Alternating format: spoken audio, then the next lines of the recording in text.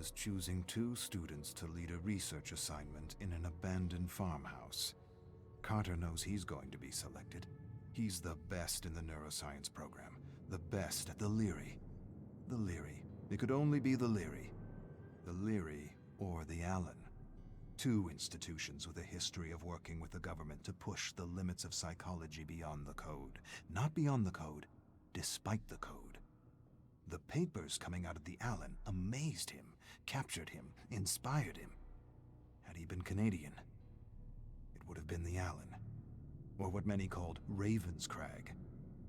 The experiments they conducted were brilliant, cutting edge, mind-shattering. He wishes he were a student in the 50s studying under Lord Crag, the nickname patients gave the genius at Ravenscrag. Lord Crag returned from the trials with ideas, not cautionary tales, not disgust like the other bleeding hearts who condemned the doctors who would anyway be smuggled into his country and be given the highest positions in government in exchange for their discoveries.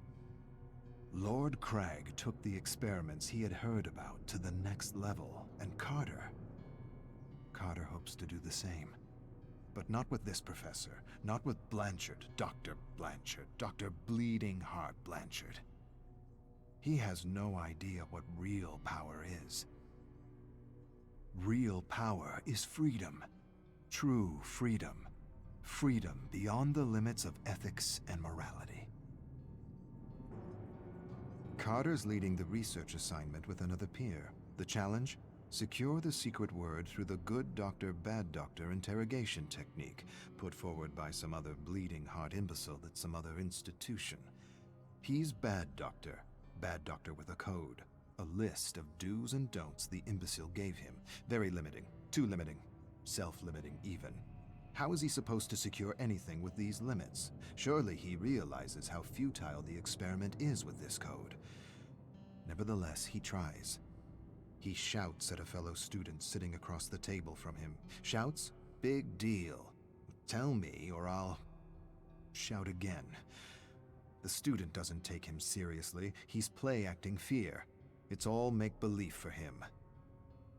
I should smash his skull and yank the secret word out of his substandard mediocre brain. Second day, and nothing. Carter's frustrated, really frustrated. At least they're tied up, all 7 of them, but it's still not enough. They need to take the interrogation to the next level, deprive them of food and water. They'll talk. When their cells begin to self-cannibalize, they'll talk. Better yet, he wants to deprive them of sleep. Sleep deprivation. Removes masks, lowers guards, makes prisoners talk for the promise of a few minutes of sleep. The 7 prisoners stare at him. They know they're safe. He can see it in their eyes. Limits. No one got anywhere respecting limits.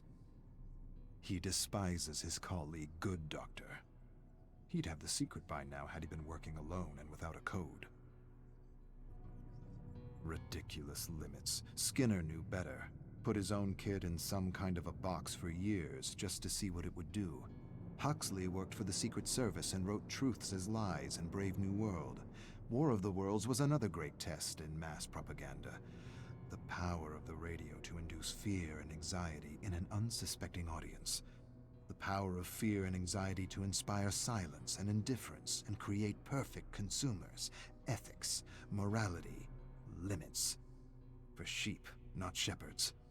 Carter feels anxiety unlike he ever felt as he watches Good Doctor interrogate one of his classmates.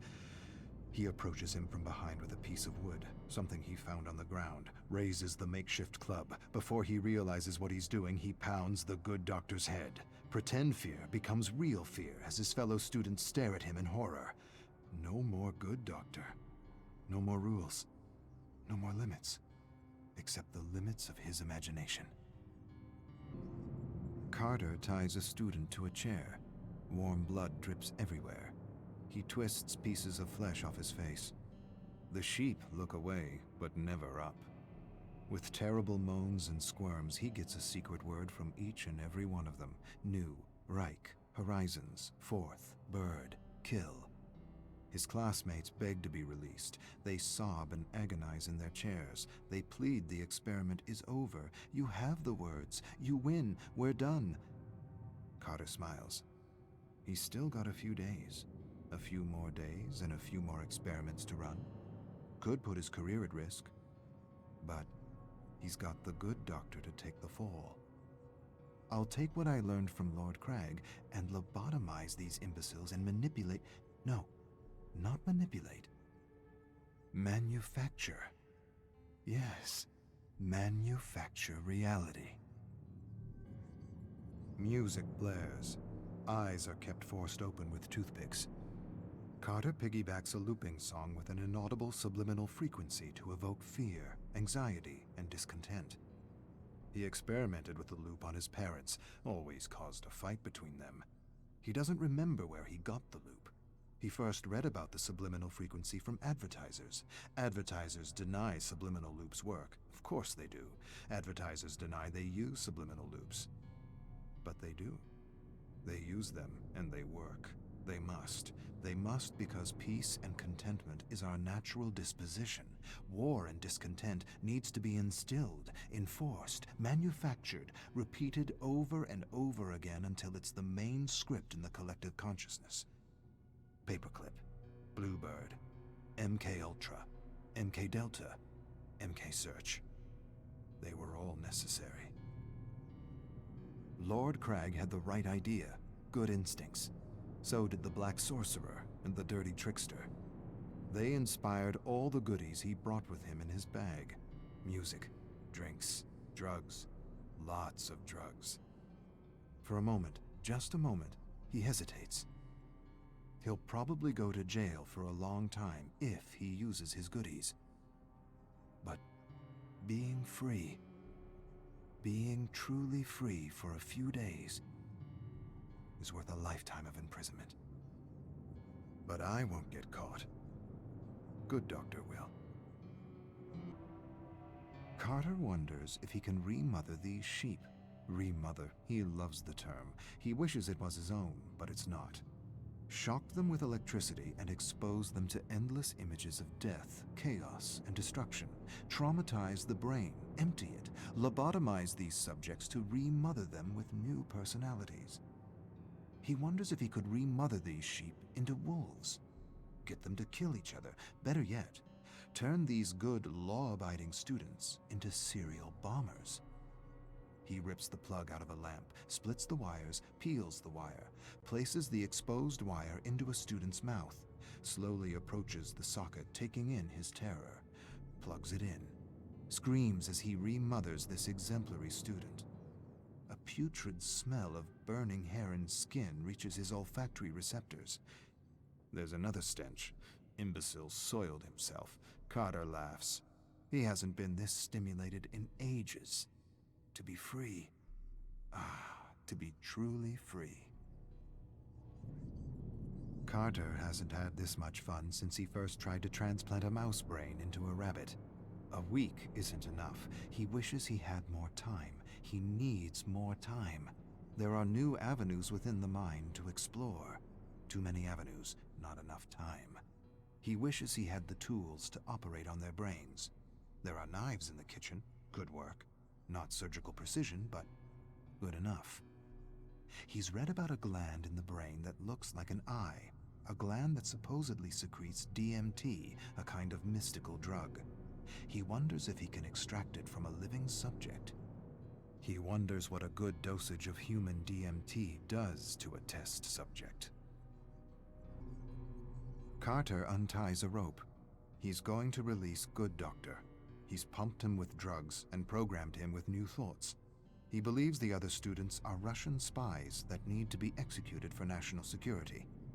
He unwraps the rope and places a screwdriver in his hands. He changes his mind, removes the screwdriver, replaces it with a fork, changes his mind again, replaces the fork with a spoon. He's never seen a spoon used to kill a human being. He backs away from Good Doctor, who is lost and confused, remothered. He says a phrase. The moon is down. Confusion becomes clarity as Good Doctor stands and approaches the Russian spies with A spoon. Brilliant. Bleeding Heart Blanchard returns to the farmhouse with a group of men Carter's never seen before. They look like government men. He suppresses a smile and tells them Good Doctor got out of hand, took things a degree too far. He barely got out alive. Blanchard tells him to shut up. His tone is different. He doesn't sound like an imbecile. We taped the whole thing. Carter exchanges a look with the men in black suits. He doesn't understand. The imbecile enters and does the unexpected. He stares at the barely breathing student unperturbed. No fear, no panic, no emotion, nothing. He grins and mumbles something to himself in German. He turns to Carter with a smile. His smile turns to a grin when the men in black suits handcuff and arrest him. Blanchard whispers, "Looks like you had your chance to make merry hell and took it. The cuffs are just for appearances." I don't understand." "Yes, you do. You understand much more than the others. Welcome to MK Awakening."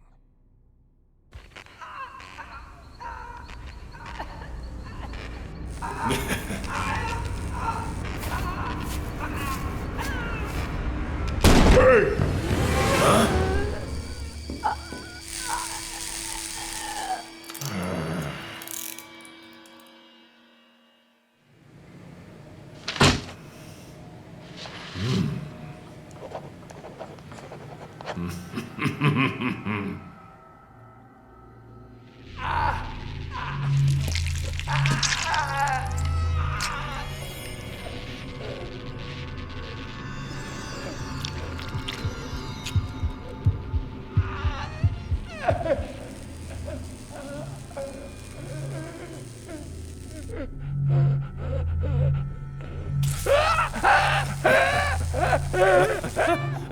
Huh?